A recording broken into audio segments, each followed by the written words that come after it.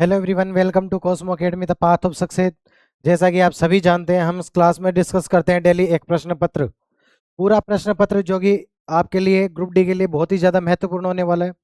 और स्पेशली एक group D के लिए डेडिकेटेड तो है ही, लेकिन कोई भी ऐसा व्यक्ति, कोई भी ऐसा स्टूडेंट जो कि ग्रुप डी की तरह रेलवे की कोई भी एग्जाम की तैयारी कर रहा है, और कोई भी ऐसी एग्जाम की तैयारी कर रहा है जिसमें गणित से कम 20% प्रश्न पूछे जाते हैं या गणित में सुधार की चाह रखता है, तो बिल्कुल ये क्लास उन सभी के लिए बहुत ज़्यादा महत्वपूर्ण होने वाली है। इस क्लास में हम डेली एक प्रश्न पत्र डिस्कस करते हैं ग्रुप डी का, जो भी प्रीवियस ईयर में पूछा गया है। और आज हम जिस प्रश्न पत्र को डिस्कस करेंगे, आप थंबनेल में देख भी पा रहे होंगे, ये एग्जाम सेट हुआ है 27 नवंबर को थर्ड शिफ्ट में।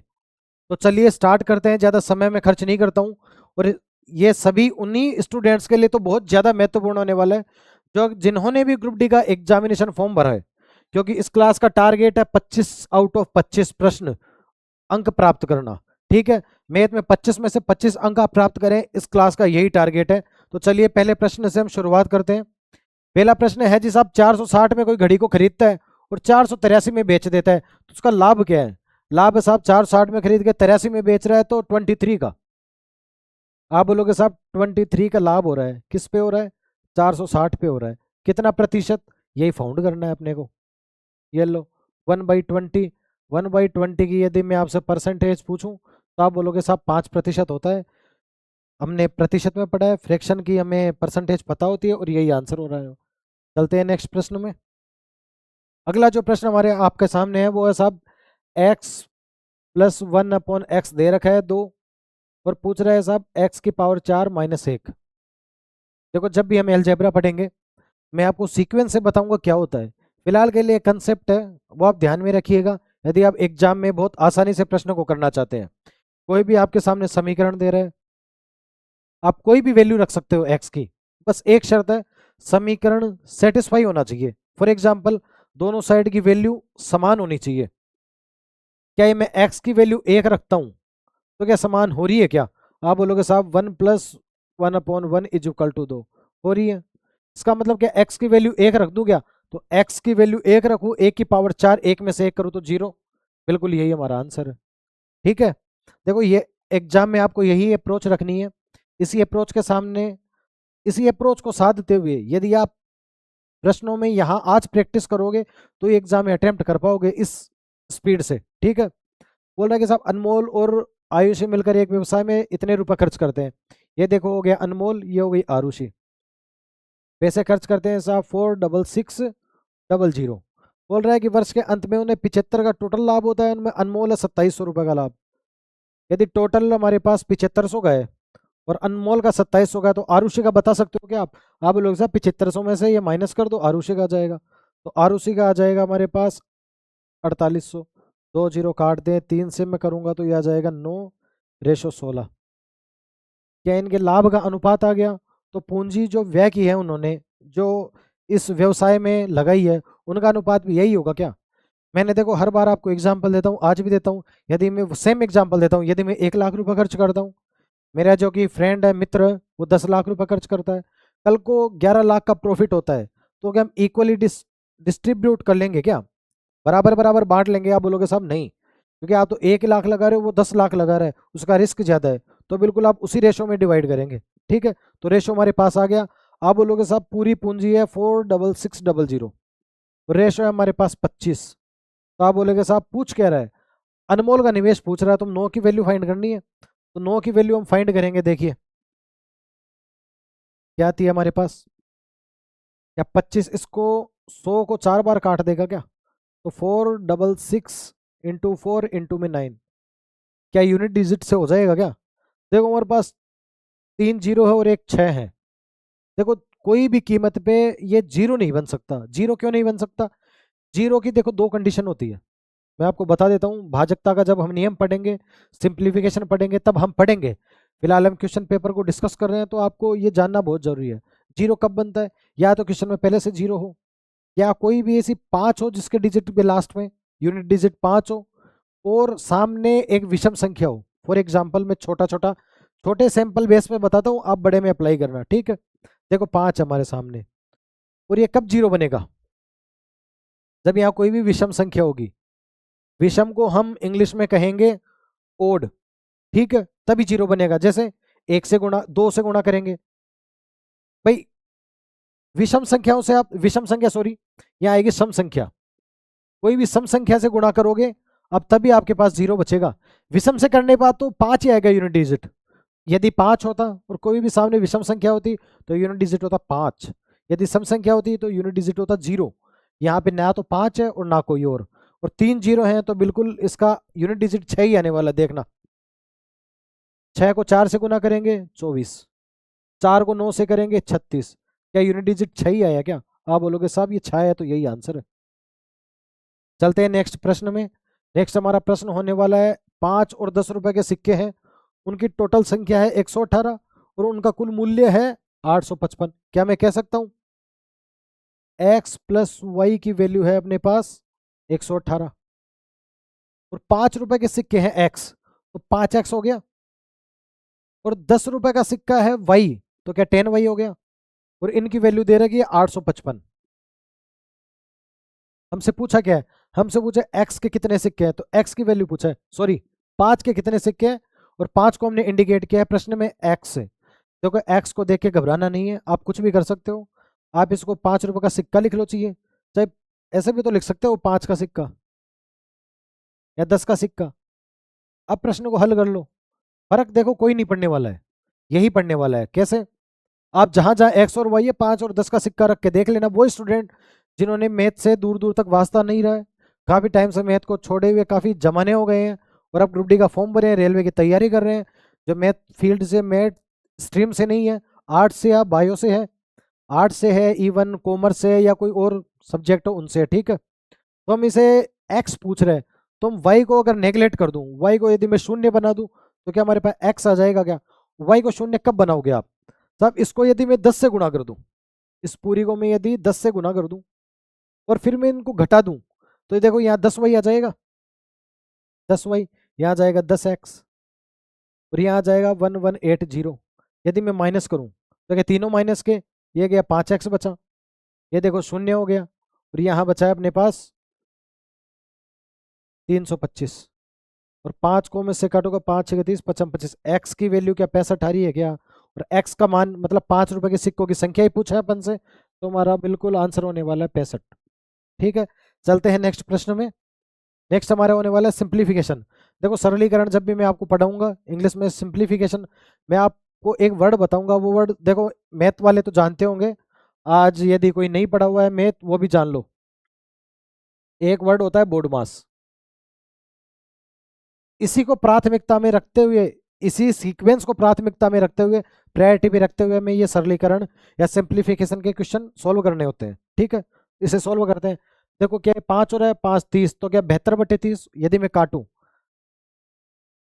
72/30 हो रहा है, इधर साहब 25 में से 8 गए, तो 25 में से 8 कितने हुए 17, और ये पूरी इक्वेशन हो रही है 5 से गुणा, नीचे है 97। तो क्या इसे मैं काट के 6 से 12/5 कर सकता हूँ? आप बोलोगे साहब बिल्कुल कर सकते हैं। इसको सॉल्व करोगे 17 5 85 और 12 97/5, और 5 गुणा में तो है ही, तो यह जाएगा 5 97 ऊपर रह जाएगा, 97 नीचे काटेंगे तो हमारे पास एक आंसर, बिल्कुल हमारा यही आंसर होने वाला है। ठीक है, बोर्ड मास को आप ध्यान से रखिएगा, घर पे जाके एक बार पढ़िएगा। देखो ये क्वेश्चन है, ये क्वेश्चन यदि आप मेरी बात को 1 मिनट ध्यान से पढ़ेंगे या ध्यान से सुनेंगे, तो आप पाएंगे कि नेक्स्ट टाइम जब भी आपके सामने ऐसा कोई प्रश्न होगा आप वर्बली अटेम्प्ट कर पाएंगे, ये मेरा दावा है। और उस ध्यान से सुनिएगा, एक कोई मैं जो भी बात बोल रहा हूँ आप ध्यान से बिल्कुल शांत वातावरण में सुने, इसको देखें और खुद से प्रयास करें। क्लास पूरी होने के बाद एक बार फिर से प्रयास करना इस प्रश्न को, भविष्य में जब भी आएगा आप विद इन सेकेंड्स कर पाओगे। देखना ये बोल रहे हैं कि 51 स्टूडेंट आपके पास, उनकी औसत आयु है 24 वर्ष। यदि शिक्षक की आयु 51, तो हमारे पास स्टूडेंट प्लस में एक हो गया टीचर, उसको भी शामिल कर ले, तो अब औसत आ गया हमारे पास 25। मैं आपसे बोलूंगी यदि टीचर की भी आयु 24 वर्षीय होती तो क्या इनमें डिफरेंस होता क्या? यही बहुत इंपॉर्टेंट बात है। मैं अगले जो 30 सेकंड जो आप पे खर्च करूंगा वो इसी की भूमिका बना रहा हूँ।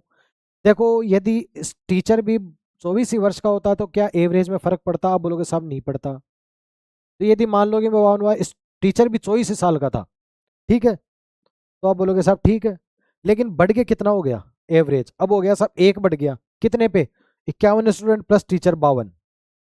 तो क्या 24 में 52 जोड़ दूं तो क्या उसकी उम्र आ जाएगी क्या? आप बोलोगे साहब बिल्कुल आ जाएगी, तो यही 76 है। इस बात को ध्यान से सुनिएगा, यदि सेम एज का टीचर शामिल होता तो एवरेज में फर्क नहीं पड़ता। यदि मैं बोलूँ एवरेज 24 है तो 24 का ही टीचर मान लेता हूँ, तो फर्क नहीं पड़ रहा है। लेकिन प्रश्न बोल रहा है कि फर्क पड़ रहा है, और कितने का, 1 का। टोटल कितने पे, 52 पे। तो 52 प्लस 24 इज इक्वल टू 76, क्या यही आंसर आ रहा है? आप बोलोगे साहब बिल्कुल यही आंसर आ रहा है। चलते हैं नेक्स्ट प्रश्न में। बोल रहा है कि साहब ए किसी कार्य को 3 दिन में, बी 8 दिन में और सी 24 दिन में पूरा कर रहा है। और बोल रहा है कि साहब तीनों मिलकर काम करें और उससे 3 गुना काम हो तो कितने समय में पूरा होगा। तो देखिए, क्या मैं पूरा काम 24 मान लूँ, तो इसकी कार्यक्षमता का अनुपात हमारे पास क्या आ जाएगा, 8 आ जाएगा। इसका 3 आ जाएगा, इसका 1 आ जाएगा, टोटल वर्क है हमारे पास 24। ठीक है। अब बोला कि साहब इससे 3 गुना कार्य है और तीनों एक साथ काम कर रहे हैं, तो तीनों यदि एक साथ काम कर रहे हैं तो तीनों की हमारे पास एफिशिएंसी क्या है। आप बोलोगे साहब 8 और 3 11 और 1 12, और काम कितना है 24, 24 से 3 गुना काम है तो 72 काम है। कार्य क्षमता हमारी 12। तो क्या छान आंसर आ रहा है क्या? आप बोलोगे साहब बिल्कुल छान आंसर आ रहा है, टिक लगाइए और आगे बढ़िए। ठीक। और बोल रहा है कि साहब 80। अब देखो ये प्रश्न बहुत ही पजल्ड प्रश्न है। इस प्रश्न को हल करने में हो सकता है आपको 1 मिनट लगे। देखो काफी बार एग्जाम में ऐसे क्वेश्चन आते हैं जिनमें आपको समय लगता है, और वो समय कहाँ से बचता है। जैसा कि मैंने अभी आपको एवरेज का क्वेश्चन बताया था, वो जब आप विद इन सेकेंड्स में कर पाओगे तो उन्हीं का समय बचा के तो इनको दे पाओगे। देखना इस क्वेश्चन को, ये कहना क्या चाह रहा है। कोई पी ट्रेन है साहब, 84 की स्पीड है, और एक दूसरी ट्रेन है जो समांतर चल रही है पटरियों पे, वो है ट्रेन क्यू। उसकी है स्पीड है अपने पास 54, और उसकी जो लेंथ है वो है अपने पास 447। पी की लेंथ दे नहीं रखी, पी को मैं फिलहाल पी लिख लेता हूँ। ठीक है। और बोल रहा है कि साहब समय लेते हैं 4.5 मिनट। ठीक। मैं बोल रहा हूँ समांतर दिशा में चल रही है, तो क्या इन दोनों की स्पीड का डिफरेंस लेंगे? आप बोलोगे साहब बिल्कुल। आप बोलोगे कैसे? बोलूँगा लास्ट क्लास में बताया था, आज फिर बता देता हूँ। देखो समान दिशा में चल रही है दो ट्रेन, एक की स्पीड है 20 की, दूसरी की है 10 की। 1 घंटे में कितना डिफरेंस रहा? आप बोलोगे साहब डिफरेंस तो 10 ही का चल रहा है ना। तो बिल्कुल इसीलिए प्रश्न को हल करें, यदि P है इसकी डिस्टेंस, इसकी जो लेंथ ट्रेन की P है, और ये 447 है। ठीक है। स्पीड का डिफरेंस आप बोलोगे साहब 30। कितना टाइम लग रहा है? 4.5 मिनट। क्या इसे मैं 4.5 मिनट को 270 सेकंड लिख सकता हूँ? आप बोलोगे साहब बिल्कुल लिख सकते हो, क्योंकि 4 मिनट में 240 सेकंड होती है 60 सेकंड के हिसाब से, और आधे मिनट में 30। तो आप बोलोगे साहब 270। ठीक है। इधर सेकंड में दिया हुआ है, इधर है किलोमीटर पर आवर में, तो क्या इसे भी मीटर प्रति सेकंड में चेंज कर सकते हैं? आप बोलोगे साहब बिल्कुल कर सकते हैं, और इसके लिए बहुत ही आसान है, 18/5 से गुणा कर दो। बिल्कुल मैं 18/5 से गुणा कर रहा हूँ। देखो किलोमीटर पर आवर को यदि आप मीटर प्रति सेकंड में चेंज करना चाहते हैं तो 5/18 से गुणा करना है। सेम इनवर्स है, यदि मीटर प्रति सेकंड है, किलोमीटर पर आवर में जाना है, 18/5 से गुणा करना है। यहाँ मैं 18/5 से उल्टा क्यों कर रहा हूँ? क्योंकि 1 अपॉन में स्पीड है, स्पीड में तो नीचे ना उल्टा हुआ है, तो यहाँ भी उल्टा होगा। ठीक है। इसको मैं देखो, यदि मैं 3 से काटूँ तो ये गया 9 बार। ठीक है। 3 से गया 10 बार, एक्चुअली मैं, ठीक है 9 इसको काटेगा 30 बार। ठीक। 10 × 50, क्या यही आंसर आ रहा हमारा? फिर से देखते हैं, देखो 9 इसको काटेगा 3 बार, 9 एक्चुअली इसको काटेगा 2 बार, 9 इसको काट नहीं रहा है। देखो फिर से सॉल्व करो इसे, क्या समझाने के चक्कर में हमने लिखने में गलती कर दी है उसे फाइंड करते हैं। क्या ये यही था अपने पास? इंटू में हो गया 18/5 और बराबर में आ रहा है 470। क्या यही आ रहा था? एक्चुअली आ रहा था 270। ठीक है। 240 + 30 270। तो मैं इसे 6 से काटूँ तो ये 3 बार, 6 से काटूँ तो 5 बार, और 3 से इसको काटूँ तो 90 बार। पूरे हो गया अपने पास 5 25 गुणा में 25, 90 × 25 आपके सामने होता है। देखो मैं इसको यहाँ सोल्व कर रहा हूँ आगे। 90 × 25 होता है अपने पास 2250, और ये है वैल्यू P +447 की। क्या इसी की है? आप लोग सब 443 उधर गया तो P की अपने पास लेंथ आ गई, देखो 18। 1803, ये अपने पास आ गई पी की लेंथ। अब बोला साहब पी विपरीत दिशा में एक दूसरी ट्रेन चल रही है जिसकी स्पीड है 87, और देखो सेम दिशा में डिफरेंस विपरीत दिशा में जुड़ जाएंगी। 84 उसकी थी, 87 इसकी है, तो अब जुड़ के कितनी हो गई? अब लोग साहब 171 हो गई। दोनों की डिस्टेंस कितनी है? दूसरी ट्रेन है अपने पास 287 मीटर, यह है 1803, तो इनको जोड़ देंगे हम, तो क्या हमारे पास 9020 ही आ रहा है। और बोल रहा है कितना समय लगेगा, समय पूछा है मीटर प्रति सेकंड में, तो क्या हम इसे 18/5 से गुणा करा देंगे? आप बोलोगे साहब बिल्कुल करा देंगे 18/5 से। ठीक है, सोल्व करते हैं। देखो 171 होता है 19/9, 19 × 9। ठीक, 19 से मैं इसको काटूं तो एक बार 0 बार, 9 से मैं इसको काटूं तो क्या 2 बार, बिल्कुल। 5 से यदि मैं इसको काटता हूं तो कितना लगेगा हमारे पास? देखिए फिर से कैलकुलेशन कीजिए, क्या 9 इसको 18 को 2 बार काट देगा? आप बोलोगे साहब बिल्कुल काट देगा। ठीक है, और 19 इसको काटेगा 110 बार। अरे साहब 19 से कम 19, 19 से कम 19 से कम 19, 5 इसको काट देगा साहब बिल्कुल कितनी बार? 22 बार। तो 22 × 2 = 44, ये हमारा आंसर यही आ रहा है। आप बोलोगे साहब बिल्कुल यही आ रहा है। देखो प्रश्न बहुत ज़्यादा लेंदी है, आप फिर से समझने की कोशिश कीजिएगा। मैं आपके सामने सॉल्यूशन को फिर से दोहराता हूँ। अब बोलेंगे साहब ये हमारी स्पीड थी, स्पीड का डिफरेंस था 30, हमने मीटर प्रति सेकंड में चेंज किया, इतना समय लग रहा है, हमारे पास इसकी वैल्यू आ गई साहब इतनी। तो हमारे पास का पी की वैल्यू आ जाएगी, माइनस करेंगे साहब पी की वैल्यू आ गई ये। और अब बोल रहा है कि दूसरी ट्रेन है जो कि 287 मीटर की है, तो दोनों की लेंथ हो गई अपने पास 2090, दोनों की स्पीड जुड़ के हो गई 171। हम इसको सोल्व करेंगे, आंसर पूछा है मीटर प्रति सेकंड में, मीटर प्रति सेकंड में कन्वर्ट करने के लिए 18/5 से गुणा करेंगे, और हमारे पास आंसर आएगा 44। चलते हैं नेक्स्ट प्रश्न में। नेक्स्ट प्रश्न है साहब, देखो हर शिफ्ट में एक ऐसा प्रश्न पूछा जा रहा है आपसे, आप बिल्कुल इसे ध्यान से कीजिएगा। देखो कैलकुलेशन लेंदी है, नो डाउट कैलकुलेशन लेंदी है, लेकिन आप बहुत आसान बना सकते हैं। कैसे? प्रैक्टिस से। देखिएगा क्या बोल रहे हैं। बोला कि साहब वॉशिंग मशीन की कीमत 40% कम है, तो क्या वॉशिंग मशीन है और ये टीवी है, तो ये 60 है, तो क्या इसकी 100 है? आप बोलेंगे बिल्कुल। तब वॉशिंग मशीन 80% बढ़ गई, 80% क्या 108 होगा क्या? देखो 6 × 8 = 48, 80%, 48 को 60 में जोड़ोगे 108। ये बोल रहा है कि साहब 22% की यहाँ कमी हो गई, तो क्या 78 हो गया? अब बोलोगे साहब बिल्कुल हो गया। अब बोल रहा है कि साहब वॉशिंग मशीन तो खरीद रहा है 7 और टीवी खरीद रहा है 6, ये तो खरीद रहा है 7 और ये खरीद रहा है 6, तो पहले में और अब में डिफरेंस ही पूछ रही है। ठीक है, तो देखो 7×6 = 42, पहले कितने रुपए दे रहा था ये? पहले 7×6 = 42, 420 वॉशिंग मशीन में, और 6 यहाँ 600, तो क्या 1020 खर्च कर रहा था? आप लोग साहब बिल्कुल कर रहा था। या 6 से गुणा कराओगे तो 8 को कराओगे 48, 648 हो रहा है? आप बोलोगे साहब बिल्कुल हो रहा है। 78 को कराओगे, क्या 7×6 = 42 और 8×6 = 48, देखो मैं कैसे कर रहा हूँ, 6 8 ये 7 से गुना हो रही है एक्चुअली, वॉशिंग मशीन हो गई 7 से, एक्चुअली ये 7 से हो रही है। ठीक है, प्रश्न में ध्यान से दीजिएगा, ये 7 से हो रही है, तो क्या इसको मैं 700 7 8 56 कर सकता हूँ? आप बोलोगे साहब बिल्कुल कर सकते हो। 7×6 = 42, ठीक है, ये होती है 6 से, तो इसको गुणा करा दूं मैं 6 से, 6 × 8 = 48, 4 × 6 = 42, 4×6 = 46, 11। इन दोनों का योग करेंगे तो आप पाएंगे 1224। क्या यही आ पा रहा है क्या? 7 और 5 12, 56 48, 7 और 4 11, बिल्कुल यही आ रहा है। ठीक है, आप बोलोगे साहब डिफरेंस अब ज्यादा कितना दे रहा है? आप बोलोगे साहब इन दोनों का डिफरेंस लो तो ये दे रहा है लगभग आपको 204 रुपये ज्यादा। किस पे? 1020 पे। कितना प्रतिशत? 204, इसको काट देगा 5 बार, 1/5 आप सभी जानते होंगे, 20%। 20% ज्यादा दे रहा है। इस प्रश्न को आप फिर से देखिएगा और हल करने की कोशिश कीजिएगा, बहुत आसान है।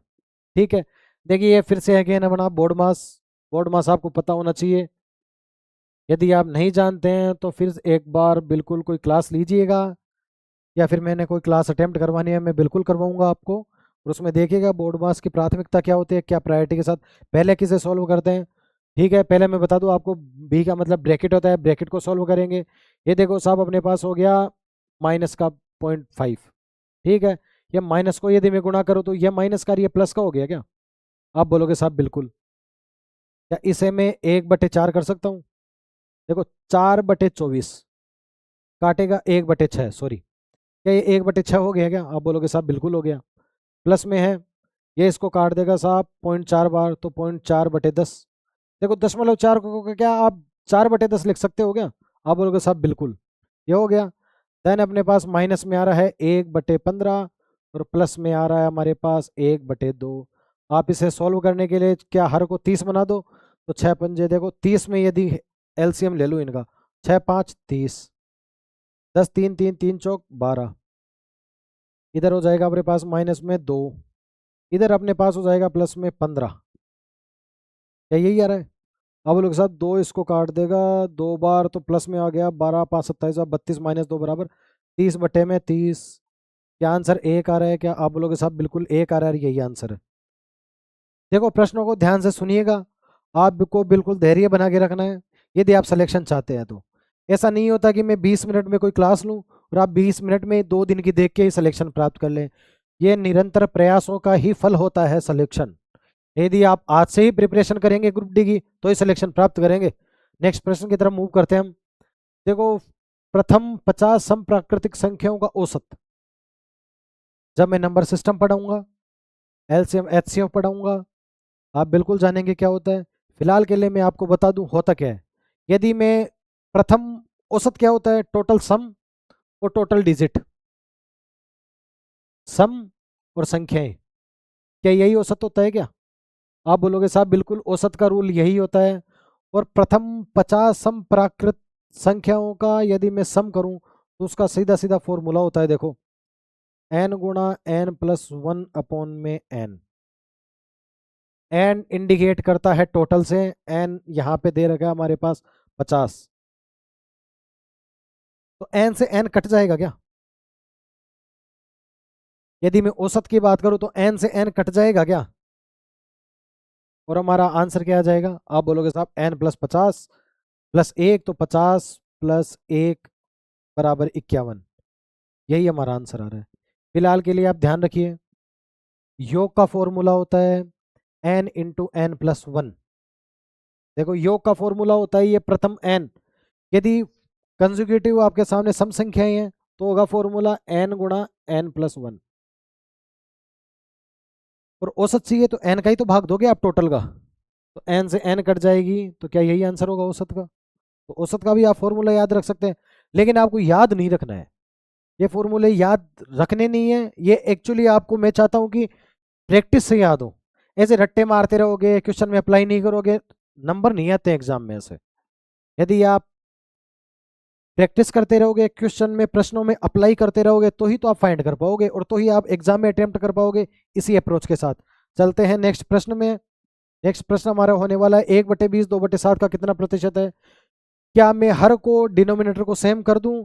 आप बोलोगे साहब कर दो, इसको 3 से गुणा कर दो, तो 3 से गुणा इसको यदि मैं कर दूं तो क्या ये हो जाएगा 3/60? आप बोलोगे साहब बिल्कुल। और ये है 2/60 का कितना प्रतिशत है? ये सेम है तो हटा दे, तो 3 2 का कितना प्रतिशत होता है? 3/2 आप जान पाएंगे होता है 150%। देखो कई बार इजी प्रश्न भी आते हैं आपके सामने एग्जाम में, यदि आपकी प्रैक्टिस अच्छी है तो इजी क्वेश्चनों को आप विद इन सेकेंड्स में क्लियर कर पाओगे, उड़ा पाओगे, आंसर सटीक प्राप्त कर पाओगे, सोल्व कर पाओगे। और इसी समय को कोई लेंथी प्रश्न आ रहा है उसी में आप दे पाओगे, तब यही सही रणनीति होती है आपकी। आपकी प्रैक्टिस इतनी हो। देखो मैं आपको एक बात बताऊंगा जो कि क्लास के लास्ट में बताऊंगा, फिलहाल नहीं बताता हूँ, फिलहाल समय व्यर्थ होगा आपका क्लास के लास्ट में। ठीक है, अपने पास है कि 32 और 24 का तृतीय अनुपाती क्या होगा? देखो जब मैं रेशो की क्लास लूंगा तो आपको बताऊंगा तृतीय अनुपाती क्या होता है। जब अनुपात 2 है, एक्स वाई और जेड, ठीक है, ये 3 अनुपात है, तो ये होता है क्या? वाई स्क्वायर होता है एक्स गुणा जेड के। ठीक है, यदि चतुर्थानुपाती पूछा हो, for example X ratio Y, ABCD लेने दो, A ratio B ratio C ratio D, जो इनमें संबंध है वही इनमें संबंध है, तो होता क्या है? एक्चुअली बी गुणा में सी बराबर ए गुणा में डी। क्या यहाँ भी यही हो रहा है क्या? कैसे? X ratio Y Y ratio Z, तो क्या वाई स्क्वायर बराबर में हो रहा है क्या एक्स गुणा जेड? तो आप बोलोगे साहब बिल्कुल यही तो हो रहा है, तो यही कर देना। आपको हमारे पास 32 और 24 दे रखा है, तो 24 हमारे पास होने वाला है 32 गुणा में एक्स। एक्स की वैल्यू ही हमें फाइंड करनी है जो कि है तृतीयानुपाती। 8 इसको काटेगा 3 बार, 8 इसको काटेगा 4 बार, 4 इसको काटेगा 6 बार, 6 गुणा 3 बराबर 18 आंसर हो रहा है। आप बोलोगे साहब बिल्कुल यही आंसर हो रहा है, यही हमारा आंसर है। नेक्स्ट प्रश्न की तरफ मूव करते हैं। देखो क्या क्या रहा है, ध्यान से देखिएगा। ये एक त्रिभुज है आपके सामने, पी एम एन। पी का जो कोण है वो है 76%, इन दोनों का दे नहीं रखा। और इनका जो बाह्य कोण है, बाह्य कोण का जो समद्विभाजक है, समद्विभाजक का मतलब ये जो कोण है, ये जो रेखा है, इन दोनों को दो बराबर कोण में बांट रही है। इवन यदि ये एक्स है तो ये भी एक्स है, ये वाई है तो ये वाई है, ये दोनों बराबर है कोण। देखो यदि एग्जाम में आपको कुछ भी नहीं आता है, मैंने भी आपको ज्योमेट्री पढ़ाई नहीं है, यदि आपने पढ़ी भी नहीं है, तो एक बात को ध्यान दीजिएगा। बोल रहा है कि एक रेक्टेंगल हो, कोई भी रेक्टेंगल हो, कोई स्पेसिफिक नहीं दिया गया कि समबाहु ही है या समद्विबाहु त्रिभुजी है या विषम बाहु त्रिभुजी है। यदि ऐसी कोई सिचुएशन है तो ऑलवेज लागू होगी सभी पर। तो क्या आप मान सकते हैं इसे समद्विबाहु त्रिभुज? आप बोलोगे साहब बिल्कुल मान सकते हैं, क्योंकि यह सभी त्रिभुजों पे होता है। तो क्या 76 है, टोटल त्रिभुजों का योग होता है 180, तो इन दोनों का योग हो जाएगा अपने पास 104। इन दोनों का 104 है, दोनों इक्वल हैं, 2 से गुणा कर भाग दे दूं मैं इसको तो क्या 52 आ रहा है क्या? इन दोनों का मान 52 है क्या? आप बोलोगे साहब है। यदि मैं इसे सम द्विबाहु मानता हूं तो ठीक है। आप बोलोगे साहब एक जो बाह्य कोण होता है ये, इसकी वैल्यू क्या होती है? इसके जस्ट अपोजिट में जो दोनों कोण है ना, इस एक भी कोई भी बाह्य कोण है, उसके जस्ट अपोजिट में रहने वाले जो दोनों कोण है उन्हीं का ये योग होता है। तो इन दोनों का योग क्या है? तो आप बोलोगे साहब 7 128, इसका मान है 128 और इसका मान भी 128 है। क्यों है? क्योंकि इनके दोनों में क्षेत्र और 52 ही है क्या? इसके सामने भी क्षेत्र और 52 है, तो इन दोनों का कोण का योग है 128। ठीक है। अब बोल रहा है कि साहब इनके दो द्विभाजक है, मतलब ये इसको भी आधे में काट रहा है, इसको भी आधे में काट रहा है, तो क्या ये 128/2 हो गया, यानी 64। तो यह भी 64 हो गया ना? बोलो यस और नो। आप बोलोगे साहब बिल्कुल हो गया। आप बोलोगे त्रिभुज के तीनों कोणों का योग 180 होता है, इसका 64 है, इसका 64 है, तो इसका क्या होगा? आप बोलोगे साहब 180 माइनस में 64, माइनस में 64 बराबर होगा 64 और 64 128। यदि मैं माइनस कर दूं तो आप पाओगे साहब 52। यही आपका आंसर है। ठीक है, चलते हैं नेक्स्ट प्रश्न में। नेक्स्ट हमारा होने वाला है, ए व्यक्ति अपनी आय का 60% बचाता है और 440 खर्च करता है, तो टोटल आय क्या है? 60% यदि वो बचाता है तो खर्च करता है 40%, 440 होता है 40%। तो 100 अपने को पूछा है, 0 से 0 हो गया 11 बार, क्या 1100 आंसर आ रहा है क्या? आप बोलोगे साहब बिल्कुल 1100 ही आंसर आ रहा है। नेक्स्ट चलते हैं हम, तीन पुरुष। देखो एक इक्वेशन बनाता हूँ, बहुत ध्यान से सुनिएगा आप, बात ध्यान से समझिएगा। ऐसे प्रश्न आते हैं टाइम एंड वर्क के टॉपिक में, और बिल्कुल आसानी से यदि आपको इक्वेशन में जमाना आ गया तो विद इन सेकेंड्स का काम है आंसर प्राप्त करना। देखिए कैसे। तीन पुरुष है, कार्य को कर रहे हैं कितने दिनों में? 20 दिनों में। कोई भी कार्य है, जैसे मान लो एक्स है कोई कार्य, या आप इसे मान भी सकते हो, कोई भी संख्या मान सकते हो। कोई भी स्टूडेंट जो भी आर्ट्स का है, कॉमर्स का है, मैथ से घबराता है, एक्स वाई से घबराता है, आप कोई भी मान लो, सब एक काम है, कोई फर्क पड़ेगा नहीं पड़ेगा। और इसके दूसरी साइड इक्वेशन क्या है? सब कितने पुरुष, यही तो फाइंड करना है, पुरुषों की संख्या ही तो फाइंड करनी है अपने को। कितने दिनों में करते हैं? 2 दिनों में। इसी काम को, इसी काम को कितने पुरुष 2 दिनों में करते हैं? ठीक है, यही आपके सामने पूछा गया है। तीन पुरुष एक कार्य को 20 दिनों में करते हैं, तो 2 दिनों में इसे कितने पुरुष पूरा करेंगे? तो क्या एक से एक कट गया, तो इसको काट देगा 10 बार, तो 10 × 3, पुरुषों की संख्या आ गई 30।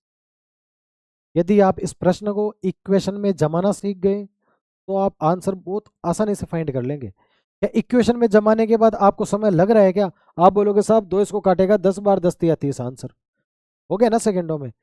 ये जमाना ही बहुत इंपॉर्टेंट है इक्वेशन में।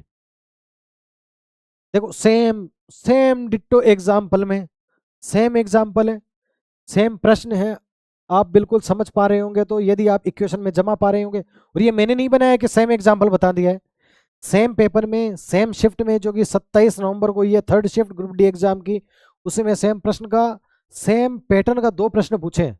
देखिए इस प्रश्न को, ये बोलता है 11 पुरुष है, कितने दिनों में, 19 दिनों में, कितना कार्य है, 59 फीट। तो कार्य तो 59 फीट, गड्ढा ही तो खोद रहे हैं वो।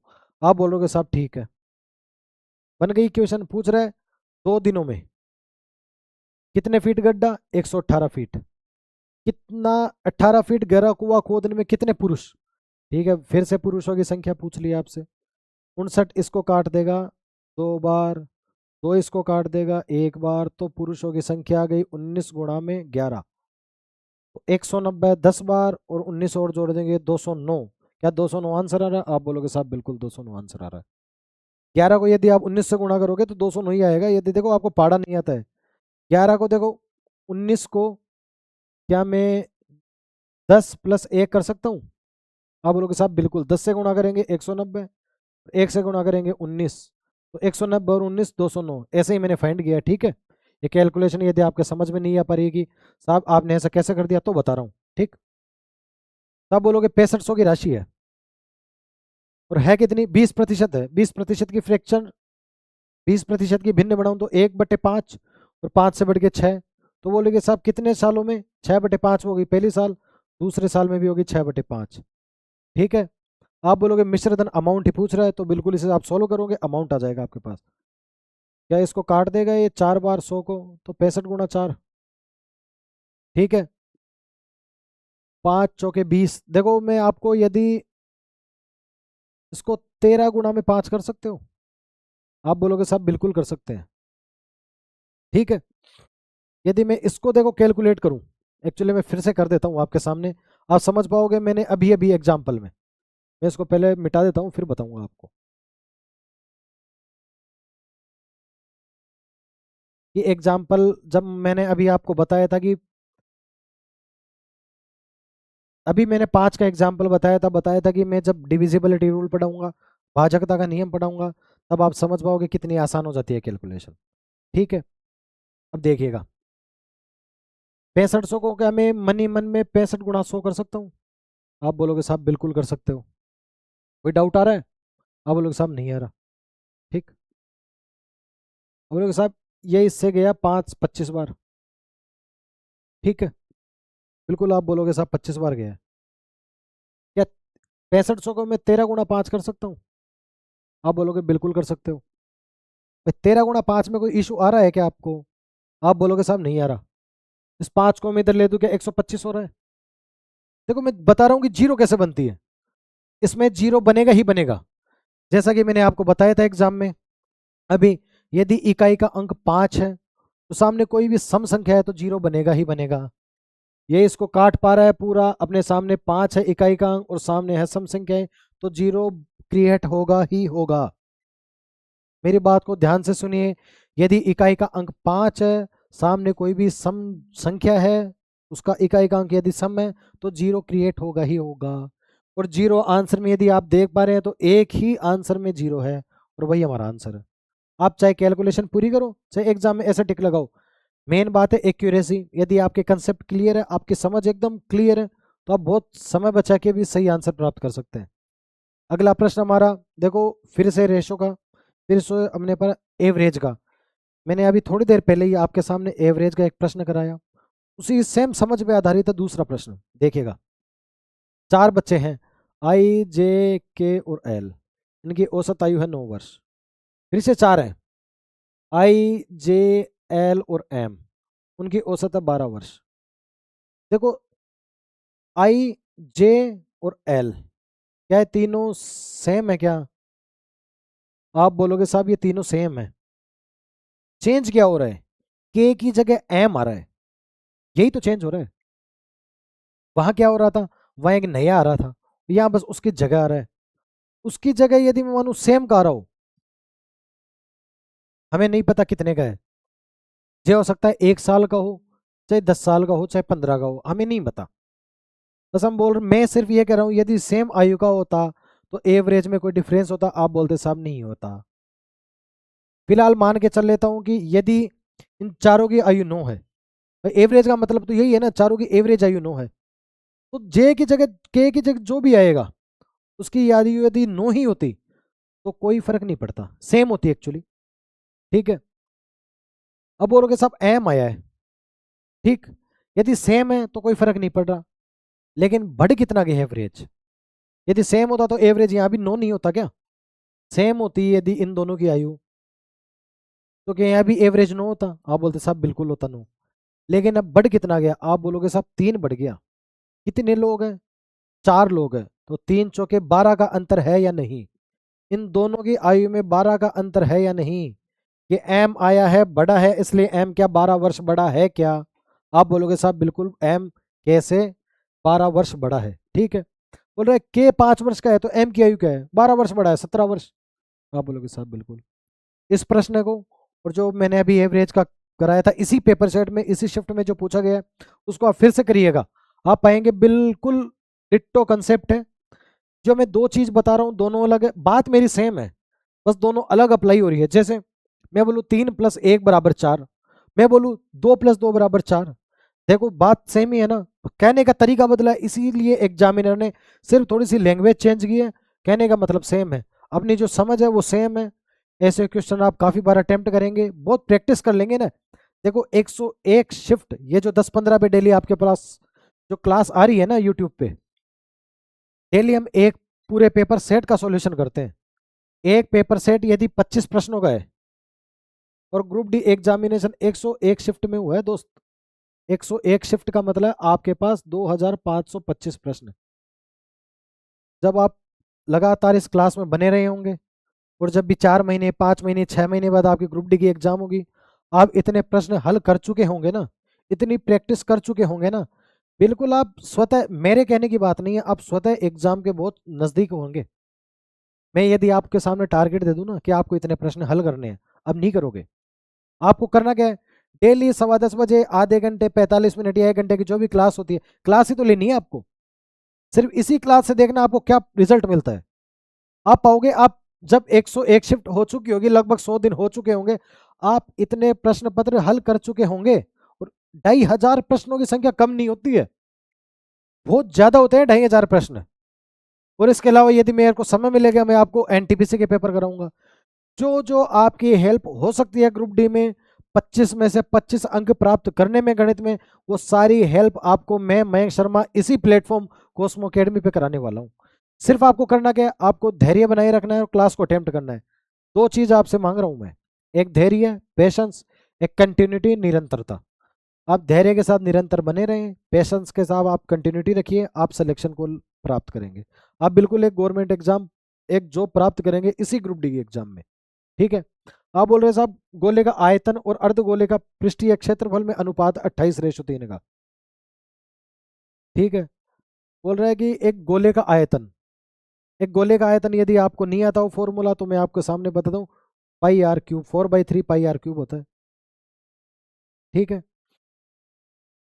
4/3 πr³ एक गोले का वॉल्यूम आयतन का फॉर्मूला होता है। आपने नहीं पढ़ा तो आप याद रखिएगा, देखो मैं फिर बोला हूँ, अर्थमेटिक में फॉर्मूले में नहीं बताऊंगा, पर एडवांस में दोस्त याद करने होंगे। देखो सिलेक्शन लेना इतना आसान नहीं है, आपको याद करने ही होंगे, कोई शॉर्टकट नहीं है। आपको 4/3 πr³ याद करना ही होगा गोले का, गोले का मतलब स्पेयर, गोल, ठीक है।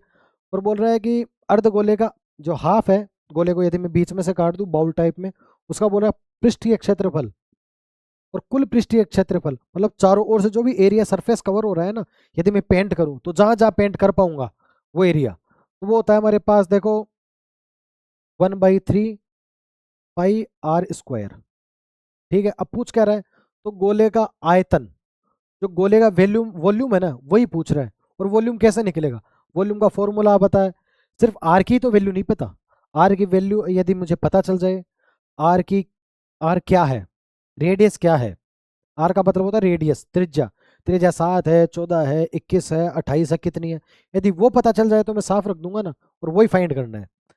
देखो 3 से 3 गया, पाई से पाई गया, r² से r² गया, तो आर बच गया क्या यहाँ पे, ठीक है।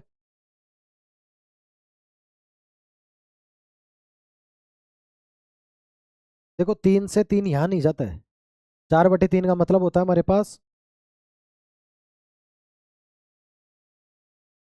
ये 3 गया है, और 4/3 है एक्चुअली ये 3 इधर चल जाएगा तो गुणा में हो जाएगा, और 4 इसको काटेगा 7 बार। तो आर की वैल्यू आ गई क्या हमारे पास? आप बोलोगे साहब आर की वैल्यू हमारे पास 21 आ गई है।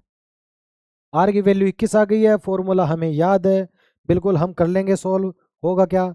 4/3, पाई का मान होता है 22/7, जो कि प्रश्न में दिया भी गया है। पाई का मान देखो 2 होते हैं जनरली, जब भी अटेम्प्ट करते हैं देखो याद रखना आपको, पाई के मान प्रश्न में दिया होगा। यदि नहीं दिया है तो आप बिल्कुल ये रख सकते हैं, यदि दिया है देखो 2 बार 2 मान रखते हैं 3.14। पाई का वैसे मान अनंत है, आप 22 में 7 का भाग देते रहो देते रहो देते रहो, आप इनफाइनाइट तक चलोगे। लेकिन दशमलव के 2 अंक बाद भाग देके दिखाऊं, जो 7 का इसमें भाग दोगे 3 बार, बचा 1 0, भाग टूट के 0। फिर 7 का दोगे 1 बार, बचा 3 0, 7 चौके 28, फिर 2 आ गया, फिर दोगे, तो चलता रहेगा। लेकिन दशमलव के बाद 2 अंक का मान मानूं तो 3.14 होता है, और ये आपको याद रखना है। पाई का मान आज के बाद जब भी प्रश्न होंगे हल, मैं आपसे पूछूंगा 22/7 3.14। गोले का आपको आयतन पता होना चाहिए, अर्ध गोले का आपको कुल पृष्ठीय क्षेत्रफल का पता होना चाहिए, ठीक है। इसको करा दूंगा 21 × 21 × 21, 21 गुणा में 21, ठीक है। 21 से 21 को काट दूंगा। यदि मैं इकाई का अंक मानूं 1 और 2 × 4 तो 1/8 हो रहा है क्या? आप बोलोगे साहब बिल्कुल हो रहा है। तो देखिए आंसर में, देखो ये नहीं हो सकता, ये नहीं हो सकता। क्या ये हो सकता है? क्या इकाई का अंक 8 है तो क्या आंसर हो सकता है? नहीं हो सकता। आप बोलोगे ये भी नहीं हो सकता। अब कैसे फाइंड करेंगे? तो देखिए इसमें 22 में क्या 11 का गुणा है क्या? ये क्या 11 × 2 ही है क्या? आप बोलोगे हाँ साहब बिल्कुल। तो आंसर जो भी होगा उसमें क्या 11 का भाग जाएगा? आप बोलोगे साहब इसमें यदि 11 का गुणा है तो भाग तो जाना ही चाहिए ना। तो 11 का डिविजिबिलिटी रूल क्या होता है? देखो आज तुम इसका तो मैं बता ही देता हूँ, हर बार मैं बोलूँ कि मैं उस टॉपिक में बताऊंगा ऐसा नहीं है। आज तो चलो मैं बता ही देता हूँ। देखो यदि आप अल्टरनेट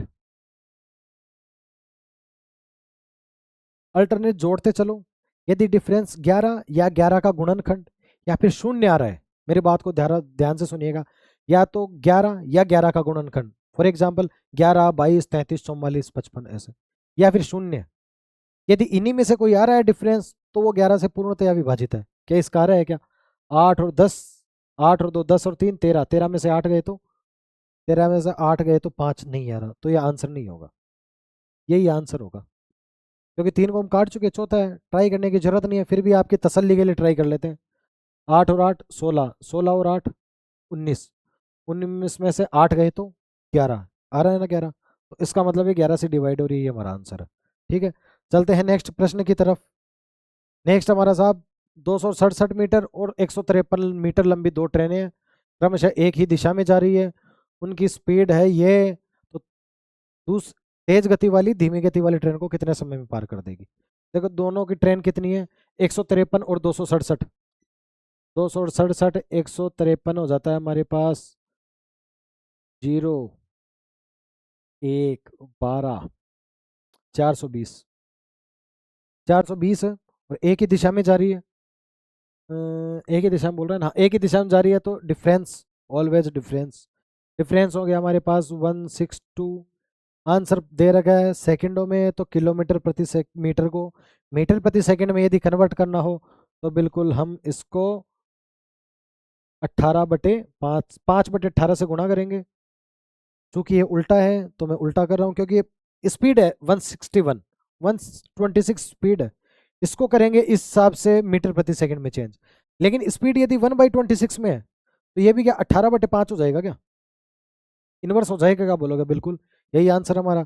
देखो 18 इसको काटेगा 7 बार, 18 को पाड़ा आना चाहिए, मैंने बताया था आपको, आपको 40 तक पाड़े आने चाहिए, 40 तक ना है तो कम से कम 20 तक तो मेरे दोस्त आने ही चाहिए, 25 तक मानो आप आने ही चाहिए।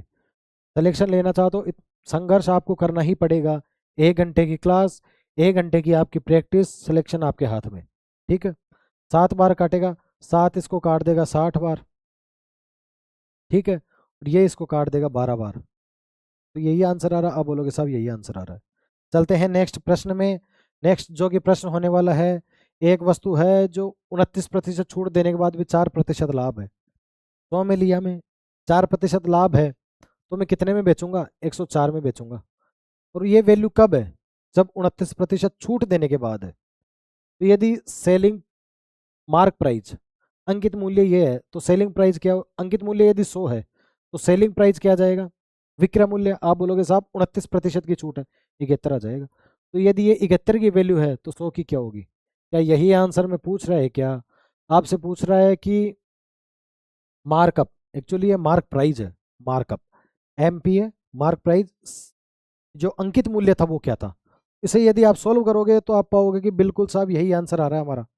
और ये पूछ रहा है कैसे, तो सॉल्व करते हैं हम इसे। क्या 10 400 में 71 का मैं भाग दूं? पूछ रहा है कि दशमलव के 2 अंक तक, लेकिन निकालना नहीं है। फॉर कैसे?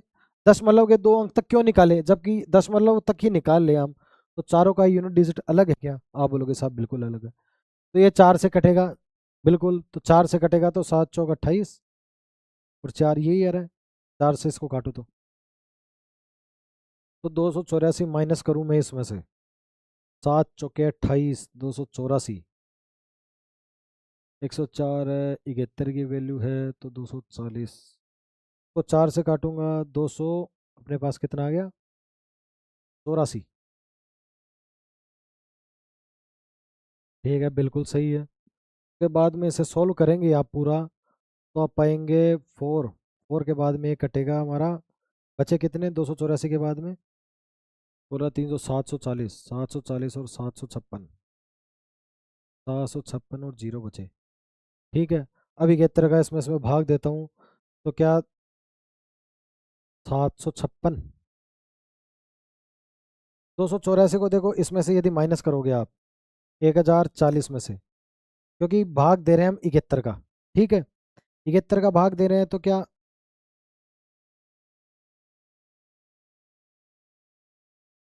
फिर से देखिए यार प्रश्नों को, कैलकुलेशन में इतनी बड़ी गलती हम बर्दाश्त नहीं कर सकते।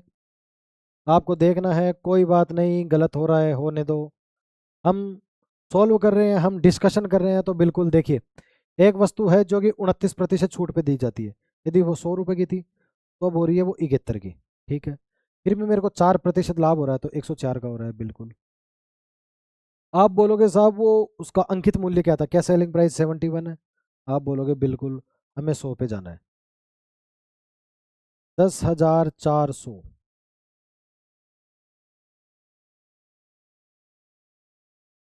ठीक है, इसकी यदि मैं कैलकुलेशन करूं आपके सामने, तो अपने पास आ जाएगा साहब, क्या आंसर सही है क्या? 100 के बाद में देखो 104 में बेच रहा है। ठीक है, लाभ हो रहा है। देखो इसको लास्ट से क्वेश्चन को हल करते हैं हम, लास्ट साइड से, क्वेश्चन के अंतिम से। ठीक है, यदि बोल रहा है कि साहब एक वस्तु है जो कि मार्क प्राइस है, ये हमें फाइंड करना है, जो भी है, फिलहाल हम इसे 100 मान लेते हैं। ठीक है, ये बोल रहा है कि साहब यदि मैं इस वस्तु को 29% के छूट पे बेचूं, ये हो गया सेलिंग प्राइस, ये हो गया अपने पास 71। ठीक है, तो मेरे को जो लाभ है वो 4% का हो रहा है। यदि मैं सीपी यानी क्रय मूल्य 100 मानूं, तो क्या एसपी 104 है क्या? आप बोलोगे साहब बिल्कुल 104 है। ठीक है, आप बोलोगे साहब 104 वैल्यू है किसकी?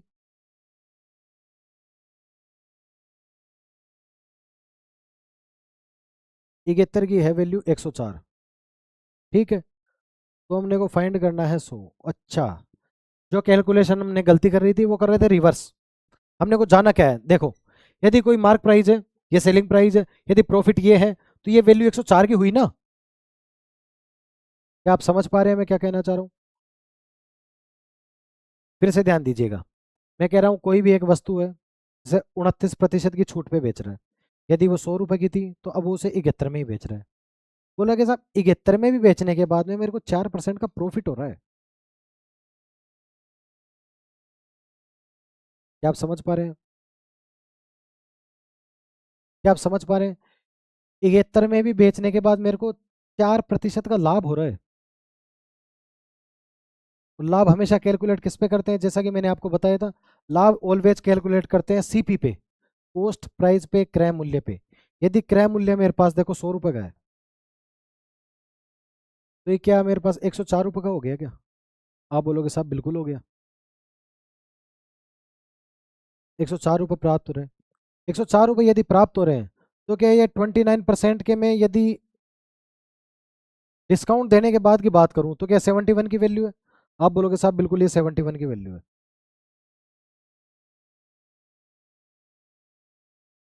देखो 71 वैल्यू है इसकी। फिर से ध्यान दीजिएगा इस प्रश्न पे। एक वस्तु को 29% बेचने के बाद, छूट देने के बाद लाभ हो रहा है 4%, बिल्कुल 104 का लाभ हो रहा है। यदि सीपी है ये, तो एसपी हो गया। एसपी है वैल्यू 31 की, ठीक है, 71 और 100। यदि 100 में था तो ये दोनों की वैल्यू क्या है? या बोलोगे साहब 71 है। तो 71 का यदि लाभ है, तो आप इसका बता सकते हो कि प्रॉफिट क्या होगा?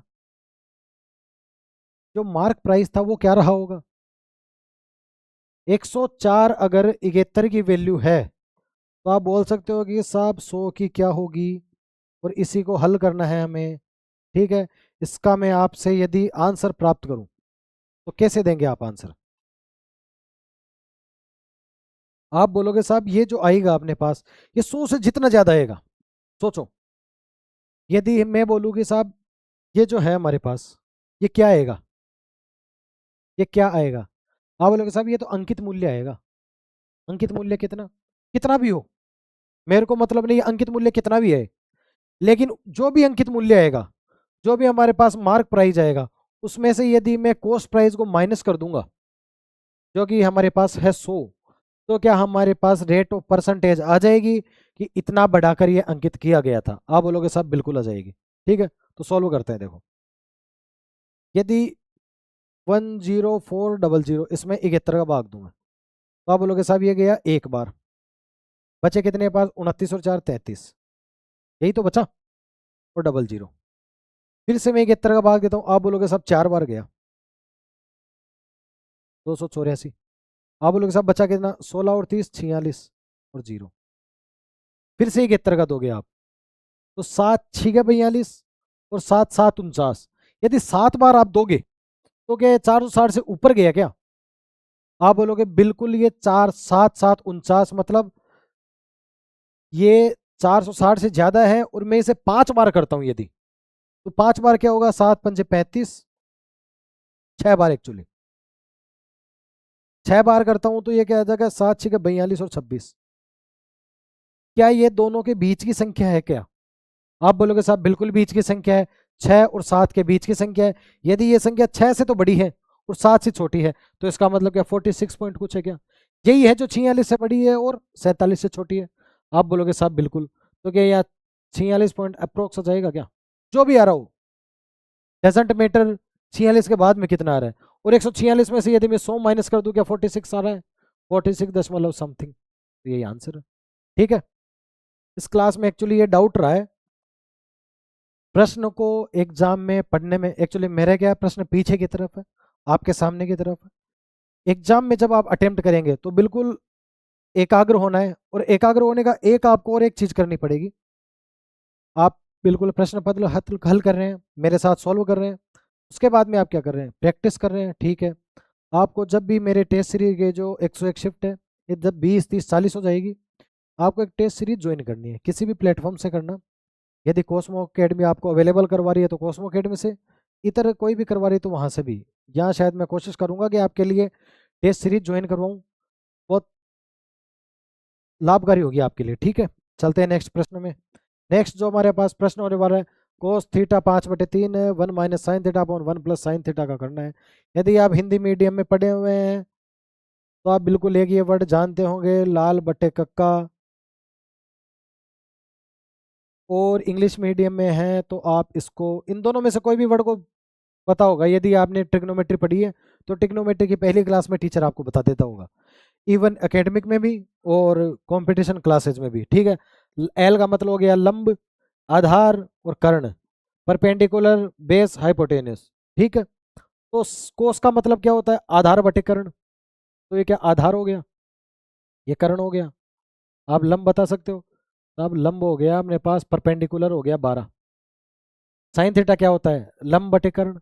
तो आप बोलोगे साहब 1 - 12/13 अपॉन में आ जाएगा 1 + 12/13। क्या यही आएगा क्या? इसका ले लो रूट, तो क्या ऊपर 1/13 और नीचे आ गया 25/13।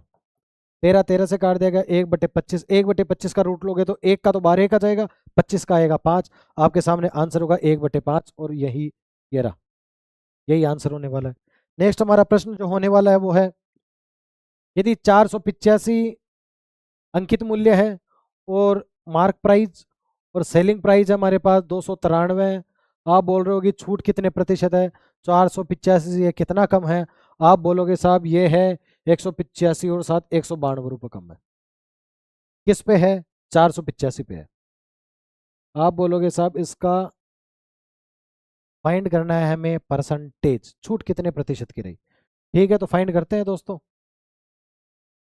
देखो देखो, 5 से गया ये 5 नाम 45 और यहाँ गया 5 × 8 = 40।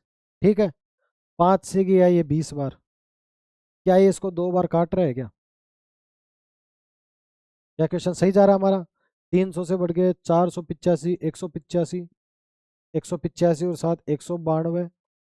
485 का कितना प्रतिशत होगा? अंकित मूल्य वस्तु में बेची जाए, छूट प्रतिशत क्या है? बिल्कुल यही आंसर है हमारा।